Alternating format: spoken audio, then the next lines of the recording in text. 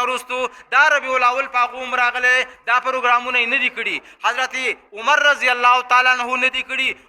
عمر رضی الله تعالی عنه نه دي کړي عثمان رضی الله تعالی عنه دا پروګرامونه محفلونه نه دي کړي دغه رنګې حضرت علی رضی الله تعالی عنه چې د خپل تره زوی هم او زوم یې هم خو دا پروګرام یې نه دی کړی ځکه دا سنت مستحب نه دی دا دې باندې راجمع کېدل دومره اجتماعات کول بیا د څه فرایض هم خیال نه ساتل دا اجتماعات کول بیا راشه د تابعینو دور وګوره د امامانو امام ابو حنیفه امام شافعي امام احمد ابن حنبل دغه رنګې امام مالک رحمهم الله د یو نه به څوک دا ثابت نه کي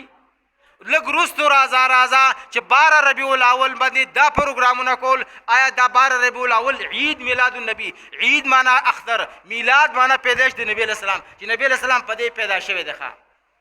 نو یو ټیک دا عام مسلمانان موږ ټول په دې خوشحاله یو چې رحمت للعالمین راغلی و خو لیکن دا په دې 12 ربیع الاول باندې دا یقیني ده یا دا تاریخ اتفاقي دی که نه نمبر 1 دا چې دا 12 ربیع الاول یقیني هم نه ده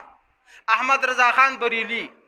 هغه 3 قولونه دي په دې کې 12 ربیع الاول پیدایش دی وي یو روایت دغه یو قول دا دی چې نبی علیه صلوات والسلام په 9 ربیع الاول باندې پیدا شوی دی نو بل قول دا دی چې په 8 باندې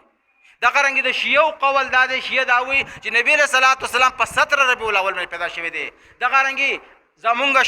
شیخ عبدالقادر جیلانی رحمت الله علیه پیرانی پیر چې موږ ورته وایو هغه وایي چې په 10 محرم باندې پیدا دی دا 12 ربیع الاول خو یقیني دی هم نه بیا په دې کې داسې اجتماعات کول بیا داسې پروګرامونه کول د سنت خلاف او هغې ته بیا دین ویل د بدعت دی او نبی علیه صلوات والسلام فرمایي چې من احدث فی امرنا هذا ما لیس منه فهو رد څوک چې زمونږ په دې دین کې نوي کارونه پیدا کوي هغه رد دي لہذا چې دین هغه دی چې نبی علیه صلوات والسلام ته هغه راغلی جبریل له وړې د قرآن احادیث سنت طریقې په سنتو طریقو کې تغییر تبدیل نشته دی هغې کې که څوک کمی نه چې سپک نظر سره ګوري نو هم دنیایي تبعی ده او آخرت هم تبعی ده لیکن چې کوم سنت نه وي کوم کار مستحب نه وي هغې ته بیا سنت مستحب ویل هغې له درجه ورکول د بدعت دی او د بدعتیانو هیڅ حال نشته په ورځ د قیامت به نبی علیه السلام مخ اړوي چې یاره دین ما ولې مکمل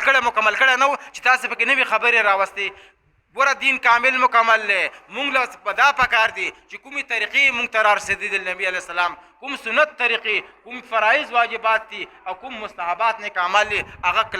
کلکه رونسو په هغې کې زمونږ ستاسو خیر دی الله تعالی موږ تاسو له عمل توفیق